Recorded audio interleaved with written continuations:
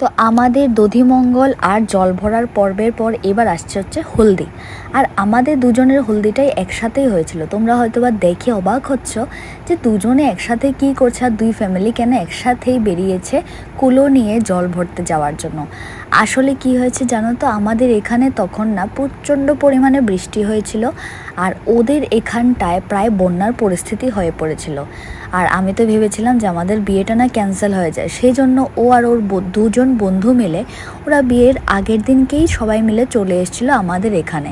ওরা হোটেলে ছিল, আর ওর মা বাবা আর বাকি রিলেটিভসরা প্রত্যেকে সকালবেলায় এসেছিলো। তারপর এসেই আমাদের দু ফ্যামিলি একসাথেই বেরিয়ে পড়েছিল জল ভরতে যাওয়ার জন্য। আর এদিকে আমার মেকআপ আর্টিস্ট চলে আসবে 3টায়, তো সেই জন্য আমাকে তাড়াহুড়ো করে হলদির রসমটা শেষ করতে হয়েছিল। যাই হোক, হলদিটা এভাবেই কাটলো। নেক্সট আসছে বিয়ের ব্লগসগুলো, দেখতে ভুলবে না।